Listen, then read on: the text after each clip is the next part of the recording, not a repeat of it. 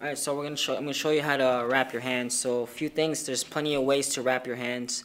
There's plenty of ways of doing it on the internet and YouTube and on other places or other people. This way works for me, so it may work for you, it may not, or you may take something out of it that you could use on your own way wrapping hands. But a few things I look for is when you pretty much in your hand when you're wrapping, you want to protect obviously your knuckles for padding. You want to protect also your wrists. And then you also want to protect keeping your bones on your hand fans out. So you want to keep that stable on impact. So you don't want it, you don't want your hands to break, or in this case, injure it that way. So you want to keep the size of your hand stable, which I'll explain more later. And also keeping a bar in the inside of your hands to make sure that you have something to grip, like a handlebar, and also keeps your hands from sweating, or in this case, giving some breathing room for your hands. Okay, so real quick, I'll show it to you guys and explain to you better. So right here, usually hand wraps, you want the 180 Mexican style, which means that it's longer. So if you have bigger hands, it gives you more slack to finish off with your wrist, and you have more room to work with versus a smaller wrap. So you'd rather have a longer wraps than versus a smaller wrap, which you have no slacks to work with. Also, if you notice that this is actually more flexible, so you don't want a stiff hand wrap, because your hands, when you make a fist or you leave it open, it changes sizes. So you want your wraps to be able to adapt to that or be flexible with that. You don't want it to be stiff, and when you make a fist, it cuts the circulation off. Okay, so you notice that again here, that most hand wraps, or all hand wraps, should have the seam part versus the not seam part. So you want to use the seam part facing down. Also, rolling the wraps would actually make things easier. So, okay, the loop goes to the thumb, goes over. Okay, so it goes over the wrist. So I'm gonna go 2 on the wrist, and a lot of people don't do this, but you want to go towards the thumb to make things more stable, and it keeps the wrap from falling over too, and it protects the thumb as well. So you want this to be more of a glove-like fit. So over and under the thumb, and then 2 on the knuckles. So, and this goes back into what I was talking about, protecting the size of your hands, and keeping your hands also, your fingers spread out, so it won't be too tight and cut your circulation.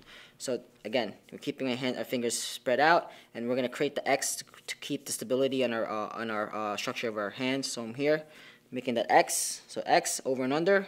I'm keeping that bar, so I'm keeping that breathing room and keeping that bar over and under the wrist. I'm going to go first towards the pinky, and always edge towards the pinky. And then we're going to go up to the knuckles, and then come back down. Now we're making the X again, over and under the wrist, making that X, see? And the next finger, okay, and towards the pinky, over the knuckle, and back down, making that X. And the last time, see X, we're going to come back up, and towards the pinky again, and always checking that I'm keeping that bar, and keeping that breathing room, and creating the X again, keeping my fingers spread out.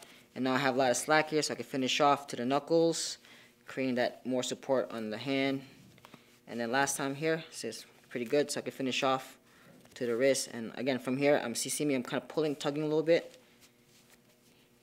So make sure it's nice and snug, and there's no space. So pretty much you're creating a more customized glove, or more customized protection for your hands.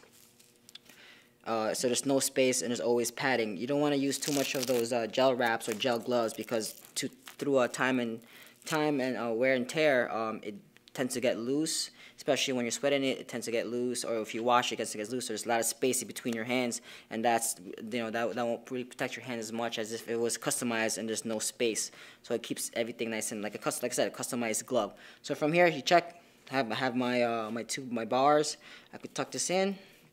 Give me some space, some more breathing room, and then again tucking also the handlebar, so I could make a better fist. And now again, see, it's nice and snug. I could go like this.